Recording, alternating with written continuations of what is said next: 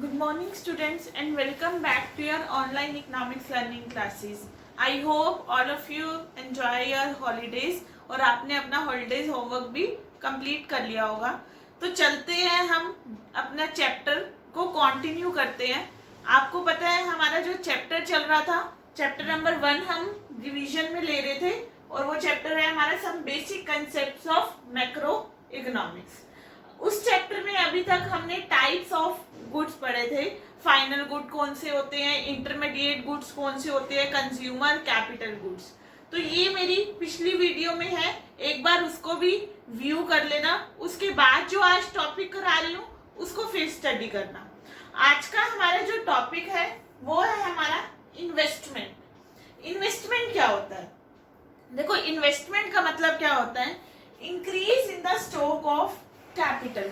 हमारे जो capital stock है उसमें क्या हो जाना, इंक्रीज हो जाना, उसमें या फिर क्या हो जाना, चेंज हो जाना, उसको हम क्या बोलते हैं? इन्वेस्टमेंट। ठीक है।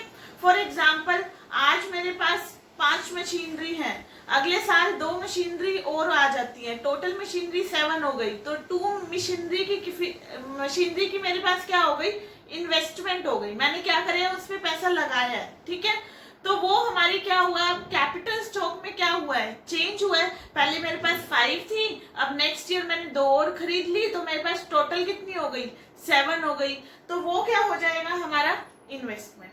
अब देखो, इन्वेस्टमेंट के भी क्या होते हैं, फर्दर टाइप्स होते हैं।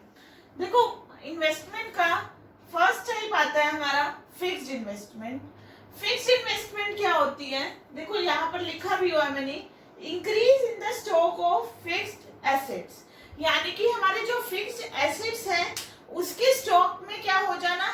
इंक्रीज हो जाना। ठीक है। Fixed assets like plant and machinery, उसके स्टॉक में चेंज हो जाना, हम उसके स्टॉक में इंक्रीज हो जाना, वो हमारा कौन सा इन्वेस्टमेंट हो जाएगा? Fixed investment. ठीक है, जो कि अभी मैंने आपको मशीनरी का एग्जाम्पल दिया। सेकेंड आती है हमारी इन्वेंट्री इन्वेस्टमेंट। इन्वेंट्री इन्वेस्टमेंट कौन सी होती है? Increase in the stock of finish goods, semi finish goods and raw material. क्या करते हैं, हमारे क्या हो जाता है, हम फिनिश गुड्स पहले से ही स्टोर करके रख लेते हैं, या फिर सेमी फिनिश गुड्स हो गए, रॉ मटेरियल पहले से ही क्या करके रख लेते हैं, बंडल में स्टोर करके रख लेते हैं। तो वो हमारी कौन सी इन्वेस्टमेंट हो जाती है? Inventory investment. देखो, दोनों के क्या एडवांटेज होंगे। अगर क्या होगा, इकोनॉमी में फिक्स इन्वेस्टमेंट ज्यादा से ज्यादा होगा तो ऑब्वियस सी बात है कैपिटल स्टॉक में इंक्रीज हो रहा है। ठीक है।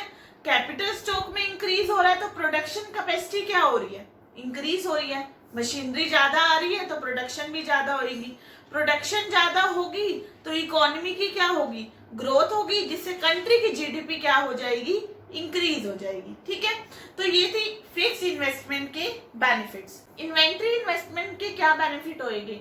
देखो, उसने पहले से ही रॉ मटेरियल स्टॉक करके रख लिया तो उसकी सप्लाई कॉन्टिन्यूसली चलती रहेगी, उसकी प्रोडक्शन में कोई भी रुकावट नहीं आएगी। ठीक है। कल को रॉ मटेरियल के प्राइस बढ़ जाते हैं, उसने ऑलरेडी ही स्टॉक करके रख लिया तो उससे क्या होएगा? बेनिफिट हो जाएगा। तो ये थी इन्वेंट्री इन्वेस्टमेंट की बेनिफिट। नेक्स्ट इन्वेस्टमेंट आती है हमारी ग्रोस इन्वेस्टमेंट। ग्रोस इन्वेस्टमेंट कौन सी इन्वेस्टमेंट होती है? देखो, यहाँ लिखा हुआ है, expenditure by the producer on the purchase of new asset as well as expenditure on the replacement of existing assets. देखो, जो प्रोड्यूसर क्या कर रहा है, खर्चा कर रहा है 1 साल के अंदर अंदर न्यू एसेट्स परचेज करने के लिए। ठीक है। या फिर पुरानी एसेट्स बेचकर वो नई एसेट लेकर आ रहा है, तो वो हमारा क्या होता है? Gross investment. ठीक है। या तो वो न्यू मशीनरी परचेज कर रहा है, उस पर खर्चा कर रहा है, या फिर वो क्या कर रहा है, पुरानी मशीनरी बेचकर न्यू मशीनरी पर खर्चा कर रहा है।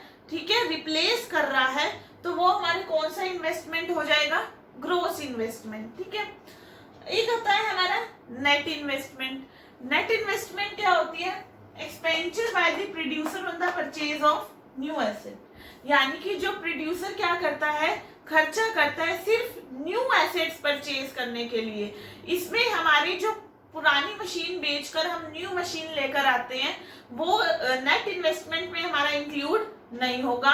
वो सिर्फ हमारा कौन सी इन्वेस्टमेंट में इंक्लूड होता है, ग्रोस इन्वेस्टमेंट में, यानी कि रिप्लेसमेंट ऑफ एग्जिस्टिंग एसेट, यानी कि जो वोन आउट हो जाते हैं एसेट, यानी कि हमने उस एसेट्स को बार बार क्या कर लिया है, यूज कर लिया है, उसको हम वैल्यू क्या होती चली जा रही है, डेप्रिशिएट होती चली जा रही है, तो उसको हम बोलते हैं डेप्रिसिएशन। तो यानी कि हमारा ग्रोस इन्वेस्टमेंट में हमारा जो डेप्रिसिएशन होता है वो इंक्लूड होता है, और नेट इन्वेस्टमेंट में हमारा डेप्रिसिएशन इंक्लूड नहीं होता।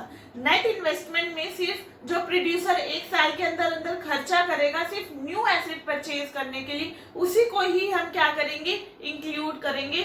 जो वोन आउट एसेट होते हैं, रिप्लेसमेंट होती है एग्जिस्टिंग एसेट्स की, वो नेट इन्वेस्टमेंट में हमारा इंक्लूड नहीं होता। ठीक है, तो देखो अगर हमने क्या करना हो, नेट इन्वेस्टमेंट या फिर ग्रोस इन्वेस्टमेंट फाइंड आउट करनी हो, तो वो हम कैसे करेंगे, gross investment equal to net investment plus का क्या हो जाएगा, डेप्रिसिएशन। देखो परचेज ऑफ न्यू एसेट्स तो इसमें भी है, लेकिन इसमें रिप्लेसमेंट ऑफ एग्जिस्टिंग एसेट नहीं है, डेप्रिसिएशन इंक्लूड नहीं होता, तो हम डेप्रिसिएशन क्या कर देंगे, ऐड कर देंगे।